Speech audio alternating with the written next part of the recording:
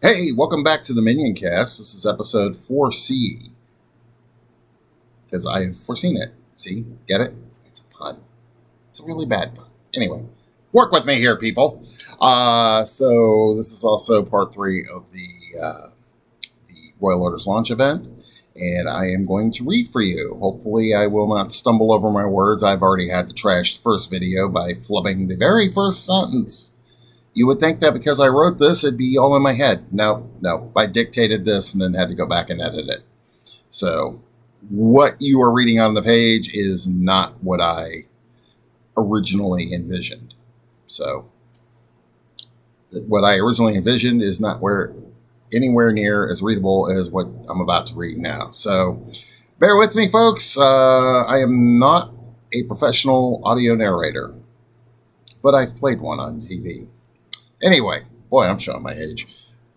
Here we go. Mitsuko is confronting Cyber Command about why somebody tried to blow up her boyfriend, who happens to be a king.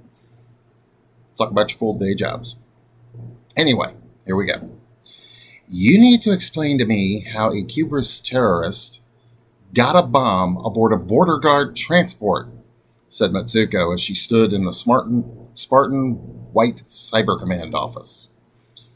06 Weiss sat behind an equally Spartan, equally white desk with no drawers. She simply sat there in her black, unadorned uniform. Cyber Command, maddeningly, did not require rank insignia or divisional patches on its uniforms. Everyone, from the lowliest E1 to the G5 himself, wore a simple black uniform that said nothing about the wearer. As I said before, I'm looking into that. Mind you, I'm Cyber Command, not Border Guard. Guarding the atmosphere and the surface of a planet is not our purview directly. Way to pass the buck there, Weiss. But now the king has to send condolences to the families of 5 of my people who died because somebody missed this. Weiss stood and put her hands on her hips. She began pacing behind her desk. I understand how you feel. The Cubists are frustrating as hell. Just when we think we have a lock on them, they turn up someplace we didn't expect. You mean like Elizabeth Windsor? Weiss visibly flinched. The treachery of Edward's sister still stung Cyber Command. At one time, she was one of their own, and an enlistee. Before her arrest, the service had been proud that a royal, albeit one who would never sit on a throne, and represented only one world of the compact, would agree to be an enlistee instead of an officer. It wasn't like Elizabeth didn't have the credentials to become an officer. She had advanced degrees before her 20th birthday. She is our greatest failure, said Weiss. We're still reeling from that. The fact is, she was able to exploit a backdoor meant to be a defense mechanism, and she could do that because no one updated it regularly, like daily, or even hourly. How the hell did that happen? Lady Yamada, we understand. The fact is, we can't police every radical Cubist in the compact. There's just too many of them. So you're going to tell me that not all Cubists are bad? They aren't. Weiss fingered something on the palm of her left hand. A screen behind her came up and showed a map of Amargosa, a world Mitsuko knew very well. She had taken part in its liberation. A red dot lay on the central plains south of the main settlements, the region known as the Townships. This is the largest Cubist community in all of Sapien space. They settled there after the liberation, and the Metesian Republic doesn't bother with them as long as they don't cause trouble. The last time they did cause trouble, when Elizabeth tried to kill her brother. The woman now sat in a prison cell on Bonaparte. Even though the crime was committed in Metesian space, Bonaparte would get first crack at her. Then the Compact, and then the Metesian Republic. By the time Elizabeth Windsor finished all her sentences, the galaxy would probably look very different. Consecutively, with the penal system's bare-bones rejues, she might have to wait for over a century. It amused Mitsuko to no end that prisoners were not offered standard rejuvenation. Elizabeth would probably see her 13th decade by the time she walked free. Turning back the aging clock might be available and more commonplace by the time she did become a free woman, but she would not have access to her family's resources.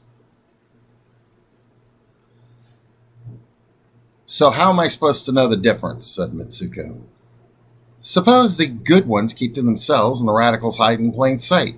They blew up a mosque on the caliphate. Now that takes brass balls. The suicide bomber was even a devout Muslim for all outward appearances. Weiss tapped out a few more commands on her palm. The map shifted to another planet that closely resembled Earth. And Amargosa, for that matter. But Mitsuko recognized the world just the same. Belsham? Weiss spread her hands. Lady Yamato, as a Navy veteran, you surely know the old quote from The Art of War. Know thy enemy, and you know thyself. So, how am I supposed to get to know myself by knowing a bunch of radical pantheists who like to blow shit up? I'm not sending you to the radicals. That would be suicide in and of itself. I'm sending you to the original master. He lives on Belsham. So why would I want to talk to some guru? Because he's not what most people think of as a cubist. Despite, in fact, he's still a working engineer. Worked for Desarius and Aphrodite until the radicals started causing trouble. Mitsuko glared at her.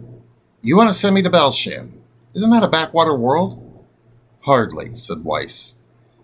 Unlike most neo-libertarian worlds, this one's actually sensible about it.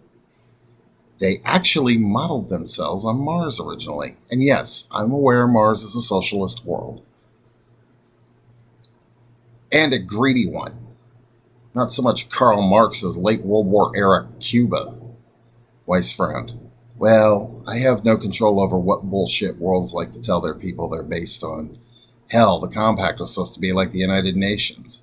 A bunch of independent planets that farm out defense and diplomatic functions to a central government.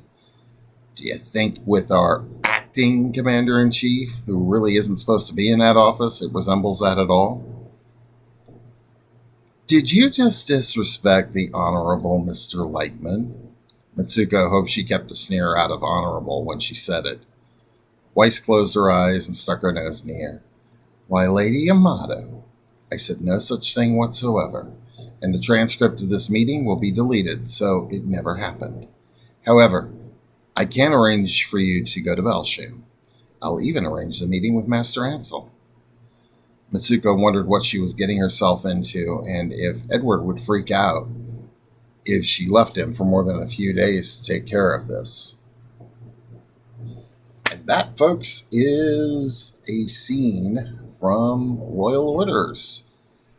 Hope you enjoyed it, and hope you'll pick yourself up a copy. It is now available on Amazon. As of the time I'm recording this, the paperback is still pending. But good news, I was reading from the paperback proof. So, boom. There you go. This is T.S. Huddle. I am signing off. I will be back in a few minutes for the final video, and then at 8 o'clock we will do the live chat. AMA YouTube link is on the event page on Facebook and on YouTube in the comments below. And I will talk to you soon.